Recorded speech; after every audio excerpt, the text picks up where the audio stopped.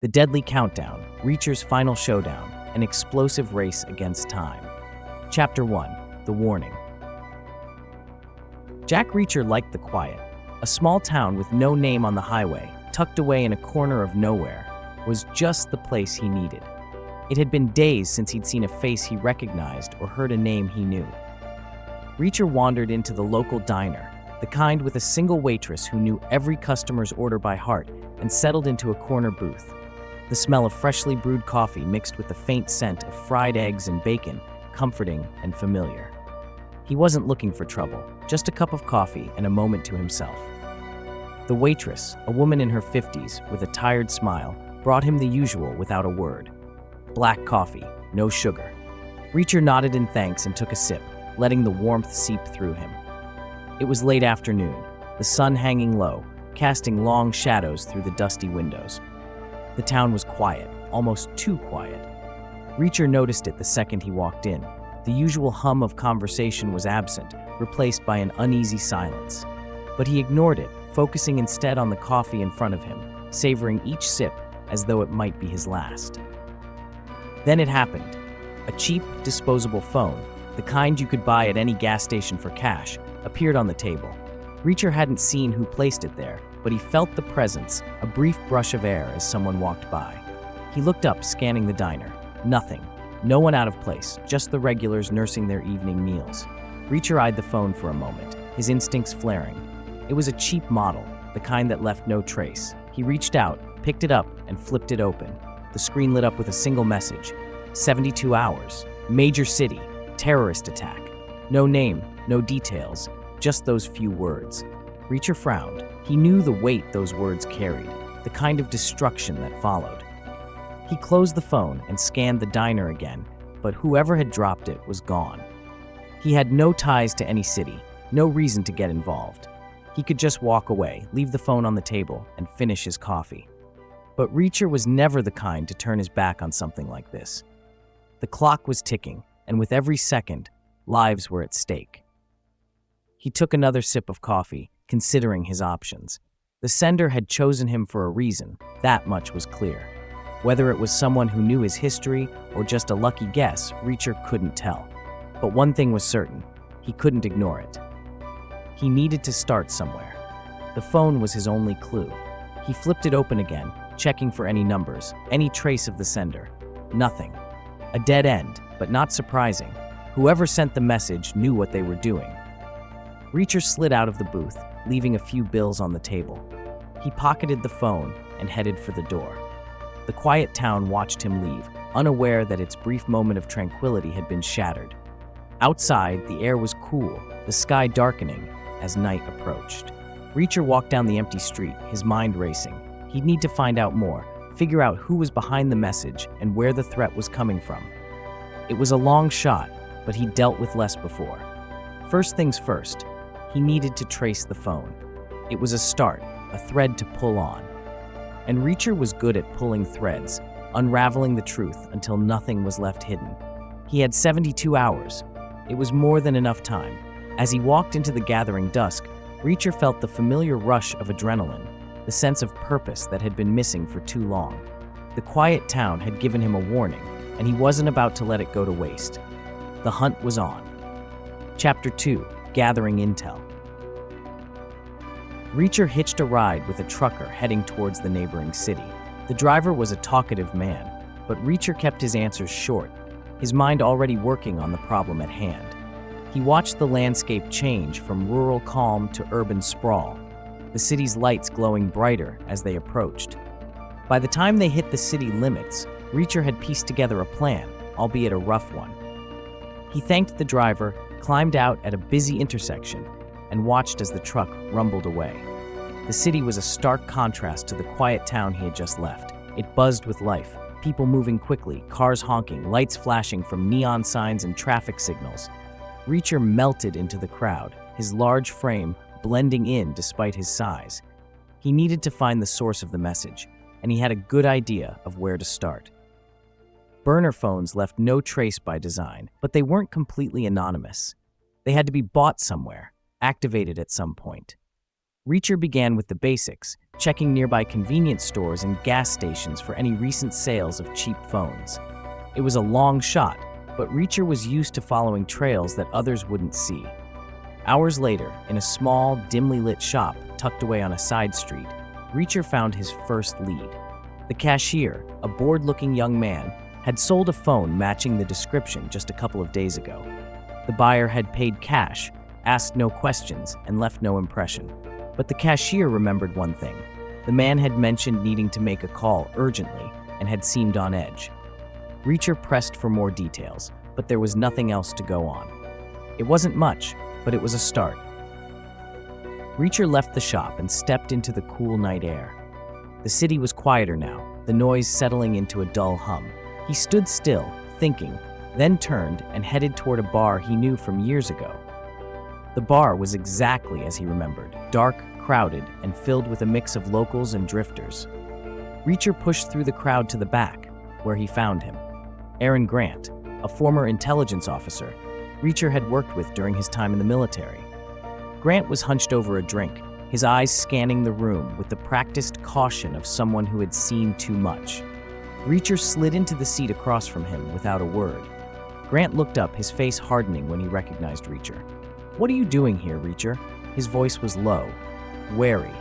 "I need information," Reacher said, cutting to the chase. Grant eyed him, then sighed, running a hand through his thinning hair. "I'm out of the game, Reacher. You know that. Out or not, you've still got contacts, and I need them. Now." Grant hesitated, then nodded slightly. "What's this about?" Reacher leaned in, keeping his voice low. He explained the situation. 72 hours, a major city, a terrorist attack. He watched Grant's face, saw the flicker of recognition in his eyes. This wasn't the first time Grant had heard something like this. When Reacher finished, Grant took a long drink, then met his gaze. "There's chatter," Grant admitted. "Been hearing it for a while now. Nothing solid, though. Whoever these guys are, they're smart, covering their tracks well. But I've heard talk of a group, something big, pulling in assets from different places. Not your usual players either. This is more sophisticated." Reacher nodded. "And there's a mole," he added, "inside the system." Grant stiffened at that. "You sure?" "Not yet," Reacher said. "But it fits. Someone's been feeding them intel, keeping them ahead of the curve." Grant cursed under his breath. "That makes things a lot more complicated. If there's a mole, they'll know you're coming. They'll be ready." Reacher considered this, weighing his options. "Any idea who's running the show?" Grant shook his head. "No names, just whispers. But whoever it is, they've got resources. This isn't some small-time operation. You're looking at something major." Reacher leaned back, thinking. The pieces were starting to come together, but the picture was still blurry. He needed more. Names, locations, something tangible he could work with. And he needed it fast. Time was ticking, and the clock didn't care who was chasing it. "Give me something," Reacher said, his voice firm. "Anything." Grant was silent for a moment, then he reached into his pocket and pulled out a crumpled piece of paper. He slid it across the table. "It's a long shot," he said, "but this is where I'd start, an old warehouse down by the docks. Been seeing a lot of traffic lately, unusual for the area. Could be nothing, could be everything." Reacher took the paper and glanced at the address. "Thanks." Grant nodded, his eyes narrowing. "Watch your back, Reacher. These guys play dirty, and if there's a mole, you won't know who to trust." Reacher stood, pocketing the paper. "I never trust anyone," he said, then turned and left the bar without looking back. Outside, the city was dark, the streets mostly empty. Reacher headed towards the docks, his mind focused. The next step was clear.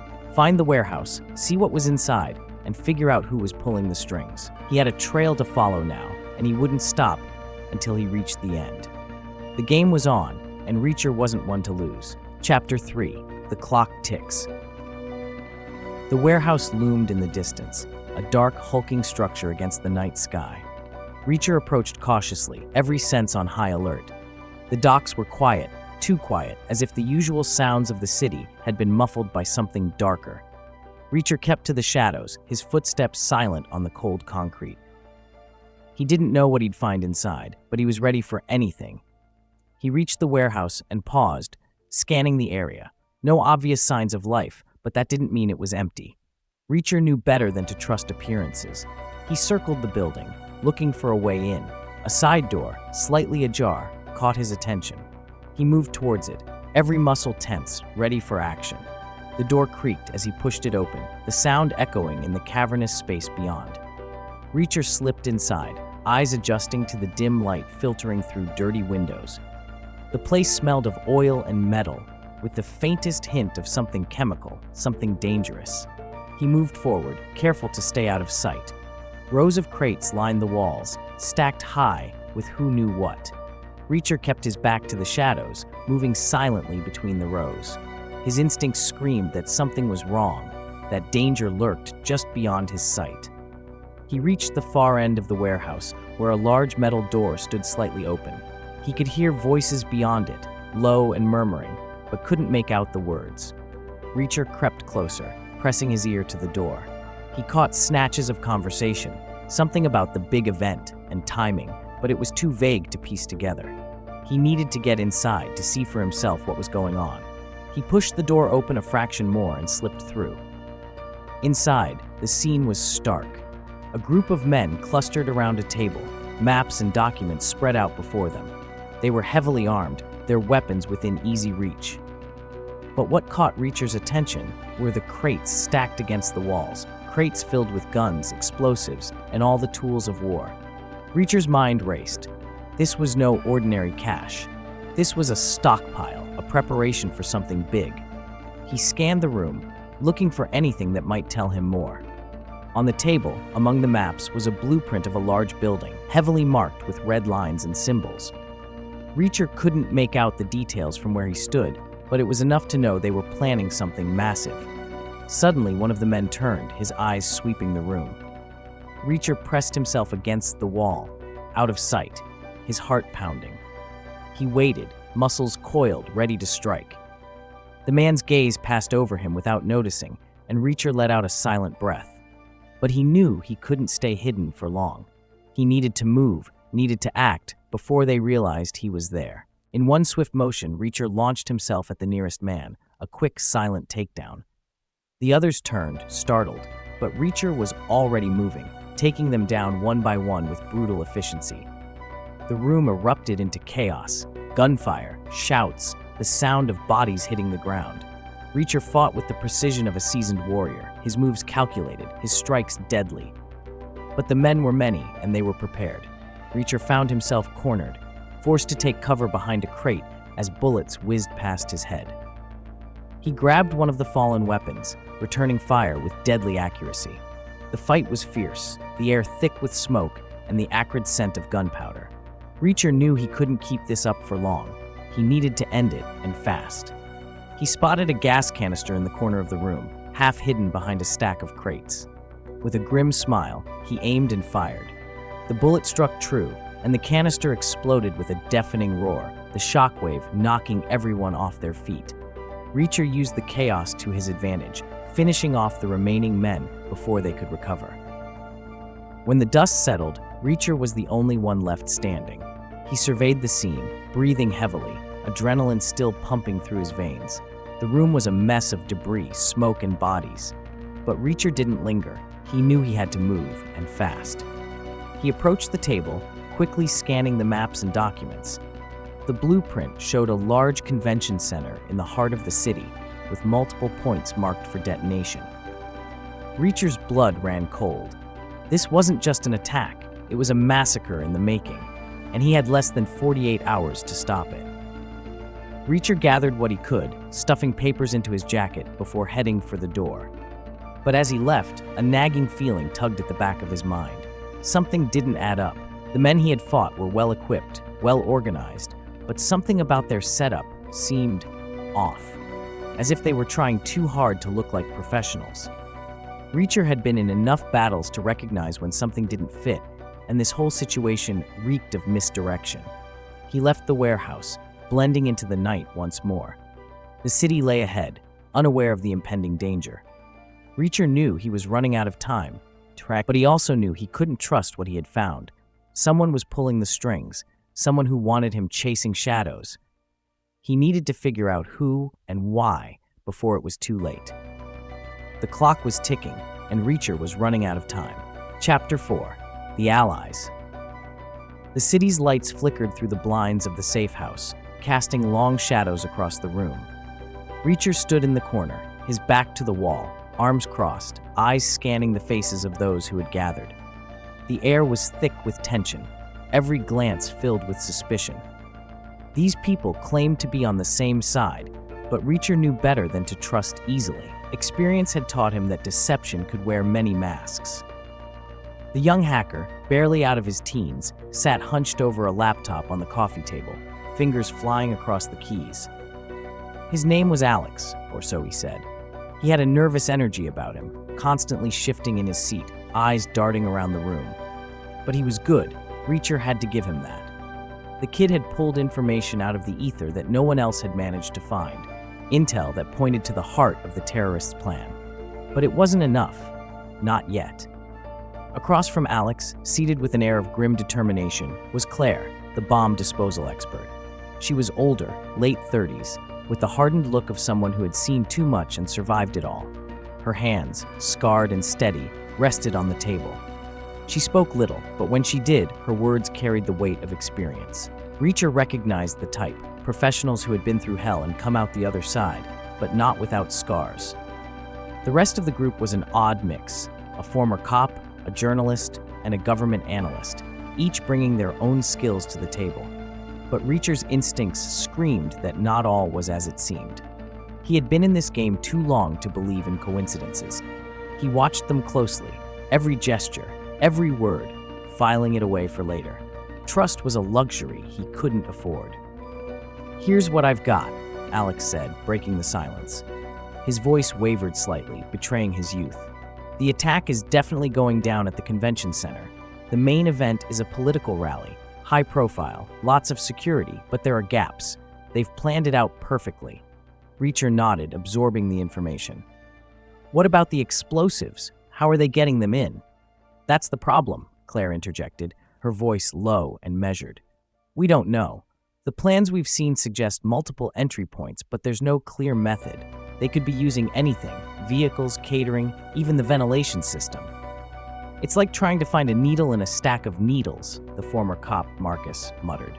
He looked tired, worn down by years of chasing shadows. "Every lead we've got could be a dead end, and we're running out of time." Reacher felt the weight of their words, the frustration of chasing ghosts. But something didn't sit right. The intel was too scattered, too disjointed. It felt like they were being led in circles, chasing their own tails. And that meant someone was pulling the strings, keeping them in the dark. "What about you?" Reacher asked, turning to the journalist, a woman named Dana. She had been quiet so far, watching the others with a sharp gaze. "You've been digging into this longer than anyone. What's your take?" Dana hesitated, glancing at the others before speaking. "There's something we're missing, something big. Every source I've tapped into has given me the same story, but there are pieces that don't fit, like they're holding back, or worse, feeding us disinformation. Whoever's behind this, they're not just planning an attack, they're orchestrating the fallout." Reacher's jaw tightened. He had seen this kind of manipulation before, and it never ended well. They were being played, and he needed to find out by whom, and fast. He pushed off the wall, stepping into the center of the room, drawing all eyes to him. "Listen up," he said, his voice hard, leaving no room for argument.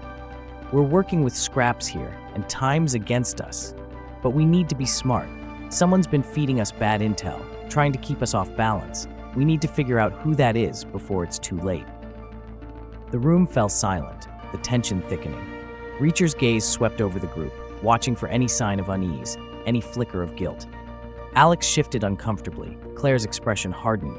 Marcus looked away, and Dana met his gaze head-on, unflinching. "Why should we trust you?" Alex finally asked, his voice small but defiant. "For all we know, you could be the one feeding us lies." Reacher didn't flinch. He had expected this. "You don't have to trust me," he replied evenly. "But if you're serious about stopping this attack, you'll do what needs to be done, and that means cutting out the rot before it spreads." The hacker's eyes narrowed, but he said nothing. Claire nodded grimly, agreeing with Reacher's assessment. The others remained silent, the weight of the situation pressing down on them. Reacher moved to the table, rifling through the papers, the maps, the notes. He knew what he was looking for, even if he didn't yet know what it was. And then he saw it, a small detail, a notation on one of the maps that didn't belong, a code embedded in the grid, easily overlooked unless you knew what to look for. It was a dead giveaway. Reacher's eyes snapped to Marcus, who had been conspicuously quiet. The former cop's face was impassive, but there was a coldness in his eyes, a calculation that Reacher had seen in too many men over the years. He didn't hesitate. In an instant, Reacher had Marcus pinned against the wall, arm twisted painfully behind his back. The others jumped to their feet, shocked by the sudden violence, but Reacher kept his grip firm. "What the hell are you doing?" Marcus hissed, struggling against Reacher's iron hold. "Saving lives," Reacher said coldly. "You've been feeding us disinformation, leading us in circles. You're the mole, and you've been playing us all along." The room erupted in chaos, the others demanding answers, but Reacher kept his focus on Marcus. The man's eyes darted around, looking for an escape, but he found none. "Talk," Reacher demanded, tightening his grip. For a moment, Marcus remained silent, defiant. But then, with a low growl, he relented. "You don't know what you're dealing with. They'll kill us all if we don't stop them." "Who?" Reacher pressed. "Who's behind this?" Marcus hesitated, then finally spoke. "It's bigger than you think. This isn't just about a bomb. It's about power, control.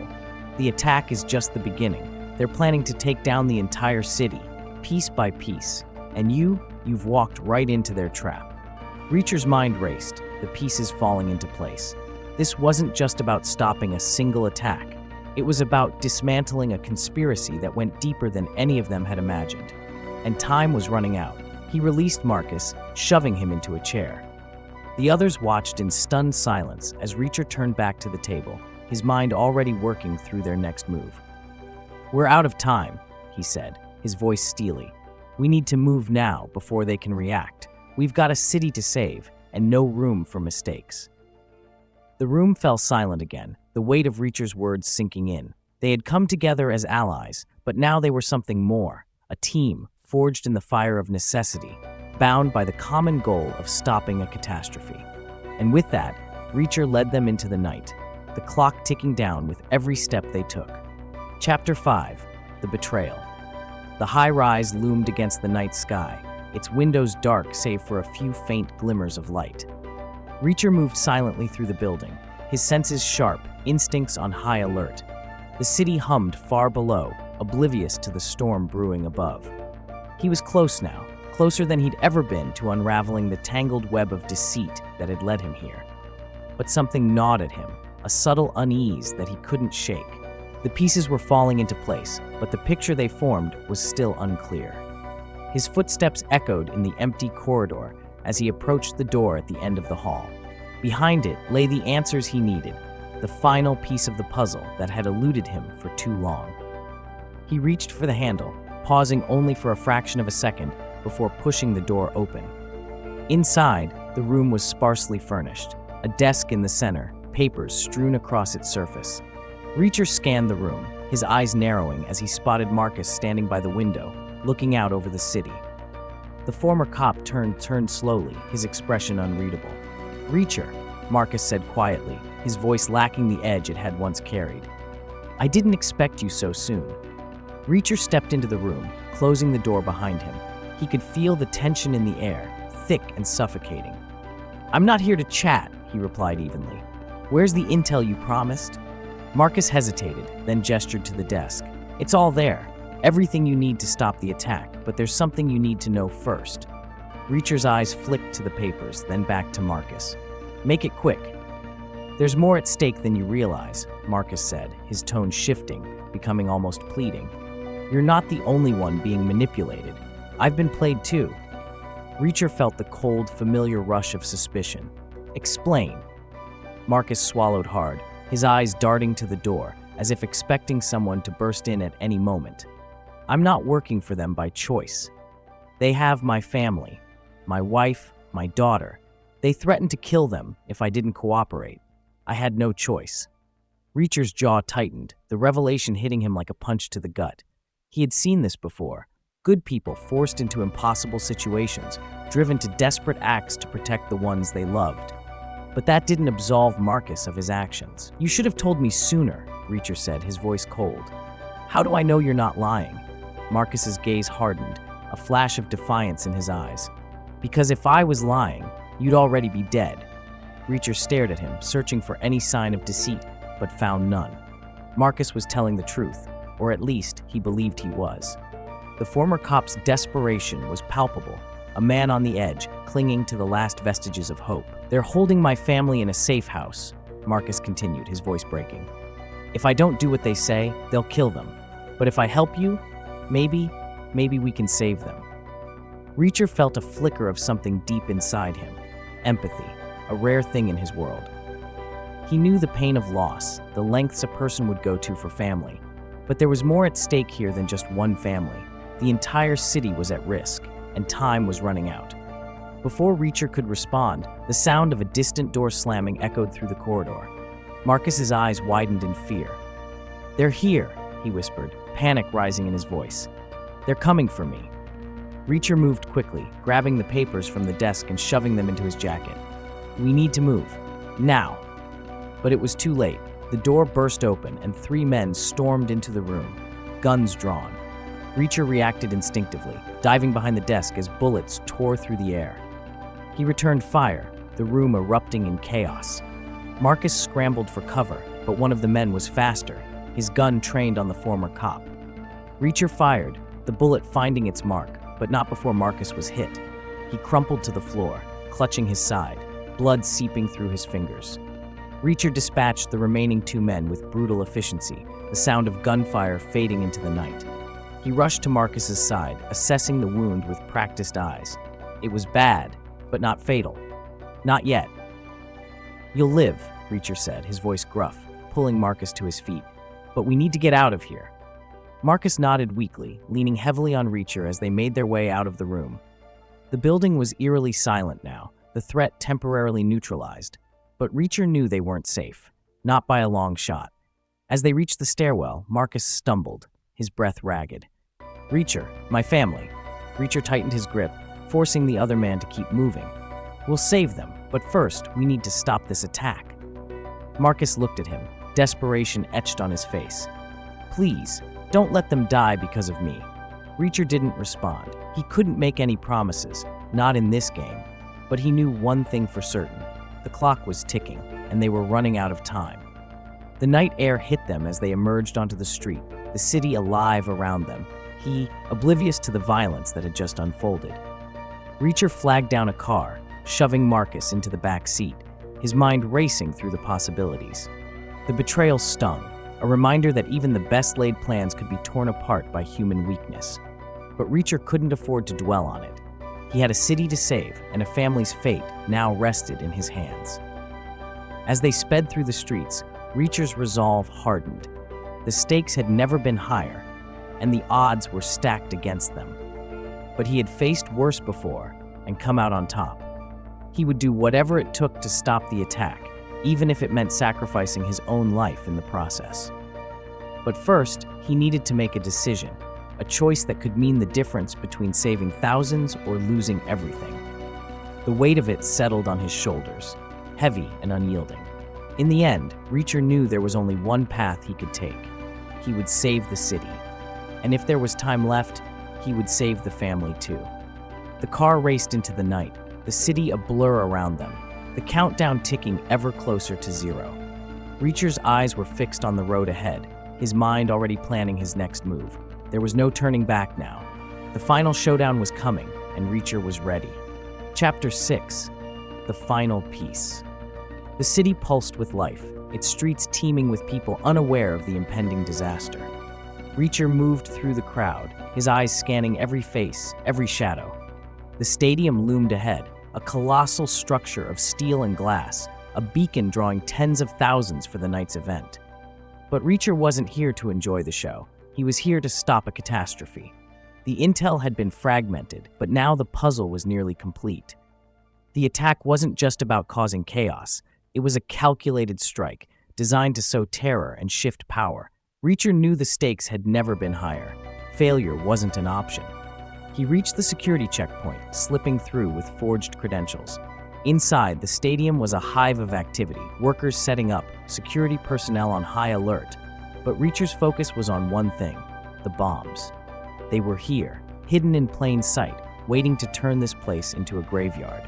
Reacher tapped his earpiece, connecting to the bomb disposal expert he had reluctantly teamed up with.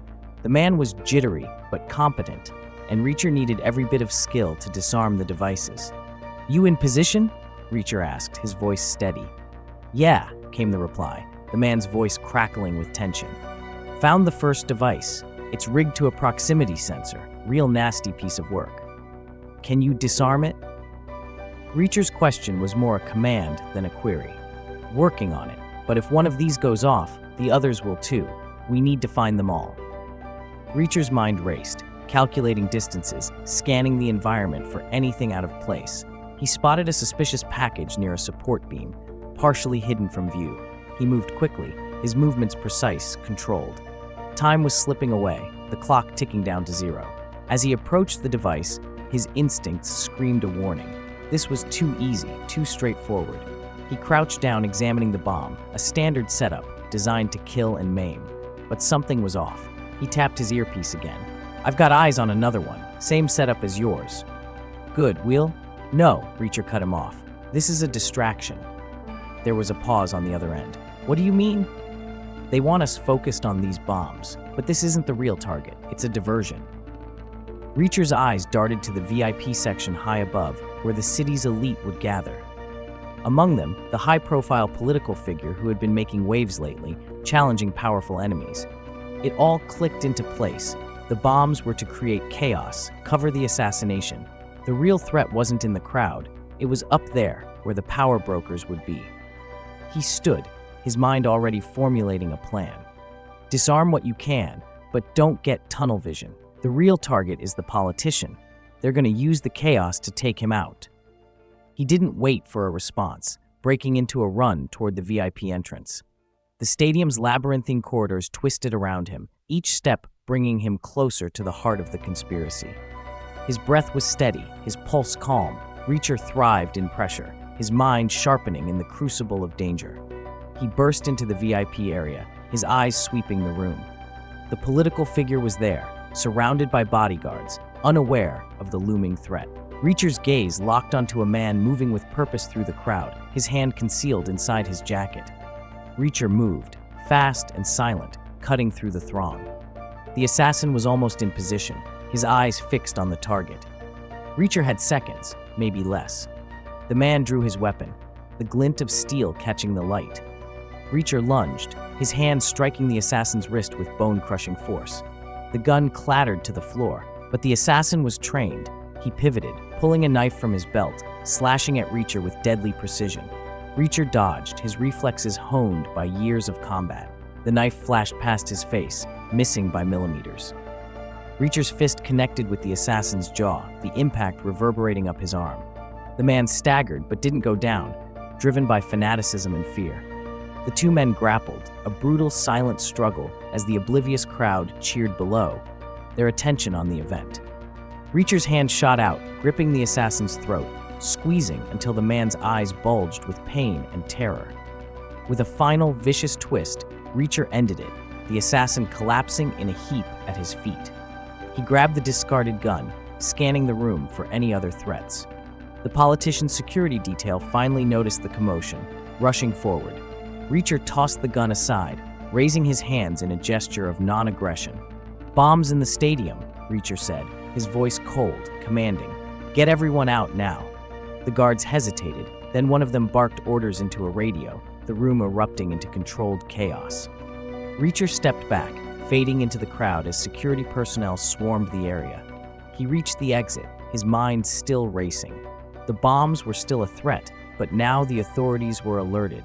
Reacher had done what he could, the rest was out of his hands. But as he emerged into the night, the city sprawling before him, he knew this wasn't over. The mastermind was still out there, and Reacher wasn't the type to leave a job unfinished. The stadium lights flickered in the distance, a monument to a disaster narrowly averted. Reacher's breath steadied as he walked away, already planning his next move. There was always another fight, another battle to be won, and Reacher was ready. Chapter 7: The Confrontation. The night air outside the stadium was thick with tension, but inside, Reacher's focus was razor-sharp. The VIP area was a chaotic mix of security personnel and panicked guests. Amid the turmoil, Reacher knew the real showdown lay beyond the immediate threat. He followed a trail of clues through the maze of corridors and service tunnels until he reached a hidden control center. The room was dimly lit, illuminated only by the soft glow of computer screens and flashing lights. Reacher's instincts told him he was close.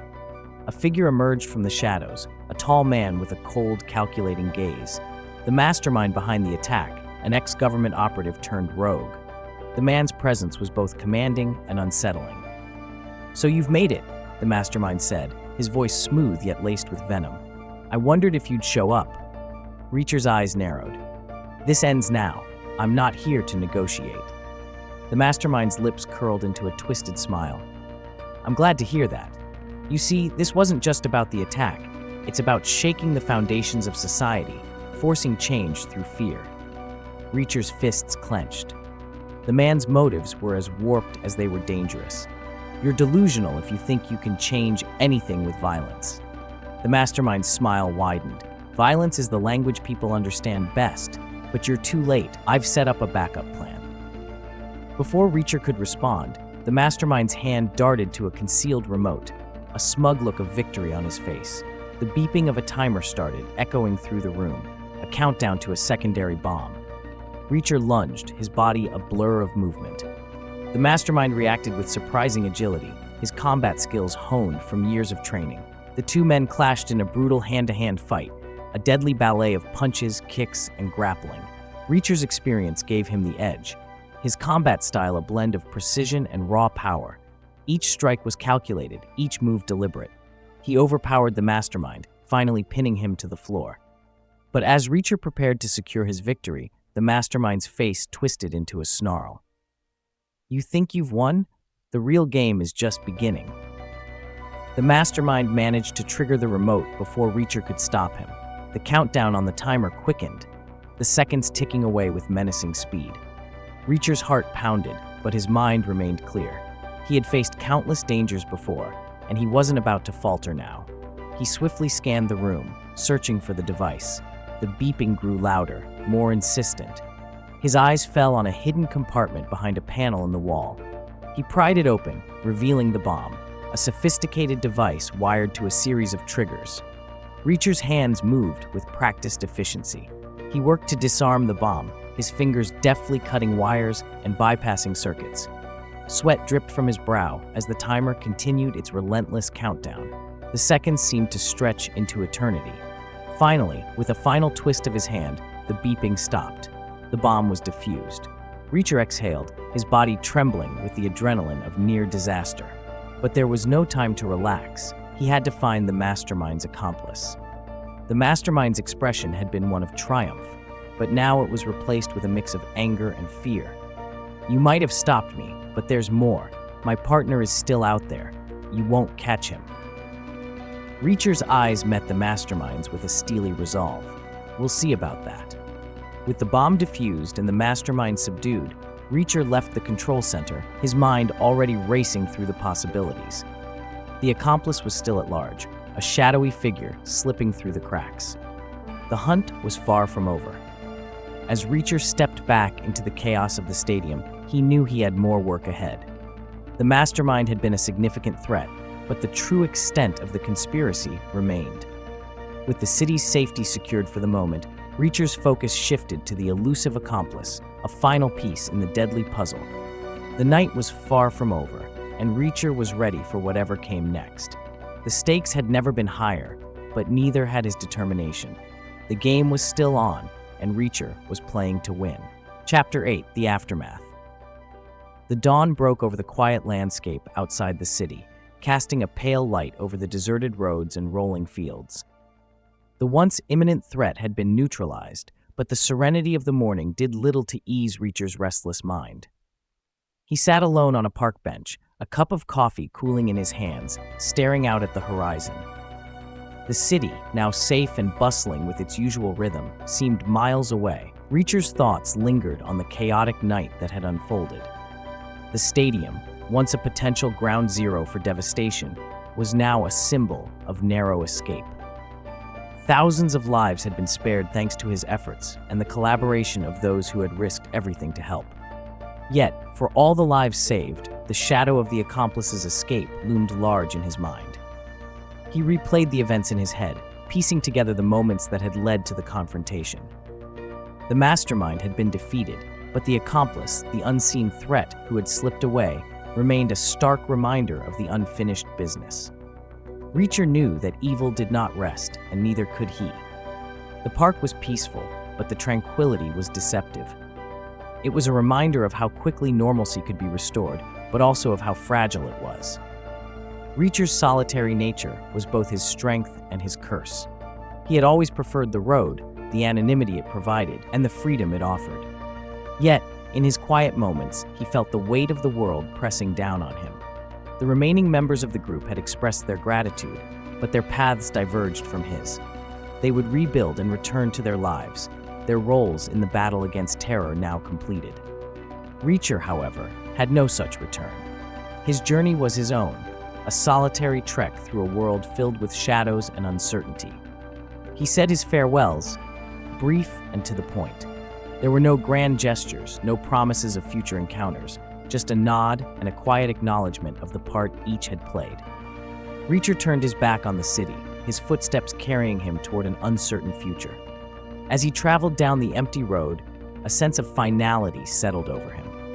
The confrontation had been intense, and the resolution, though satisfying, left him with a gnawing sense of unresolved tension. The city's return to normal was a superficial calm, and he knew that beneath the surface, the threat of violence was never far away. Reacher's journey led him to a secluded spot, a small cabin by a quiet lake. It was a place far removed from the chaos of urban life, a retreat where he could gather his thoughts. The cabin was modest, but it offered solitude and a chance to regroup. In the quiet of the cabin, Reacher began to unwind, allowing himself a brief respite from the relentless pressure. He pondered the complexities of human nature, the betrayals and the moral choices that had shaped his recent experiences. The mole's blackmail had been a poignant reminder of how desperate could drive individuals to extremes, and the mastermind's failed plan illustrated the lengths to which people would go to achieve their aims. Just as Reacher was beginning to relax, his phone buzzed with an unfamiliar message. He stared at the screen, the words sending a shiver down his spine. The message was cryptic, a hint of a new threat on the horizon, a reminder that the fight against evil was never truly over. The message was brief but ominous. It spoke of a new plot, a shadowy figure with intentions that remained hidden. Reacher's instincts were immediately alert. The message hinted at a new danger, a challenge that lay ahead. The specifics were vague, but the urgency was unmistakable. Reacher's face hardened with determination. The battle against evil had been intense, but it was clear that his fight was far from finished. He stood up from the cabin's porch, the early morning light casting long shadows the road stretched out before him, a path leading into the unknown. He took a deep breath, feeling the chill of the morning air. The message was a reminder of the vigilance required in the face of ever-present threats. It underscored the lesson that true heroes are those who confront danger head-on, regardless of the odds, and who continue to fight even when the outcome is uncertain.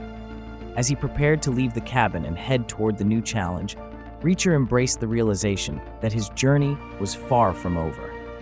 The world was full of darkness, but it was also filled with the possibility of change, a chance to make a difference. The fight against injustice was ongoing, a relentless pursuit that required both courage and perseverance. With a final glance at the serene lake, Reacher set out once more into the world, ready for whatever came next.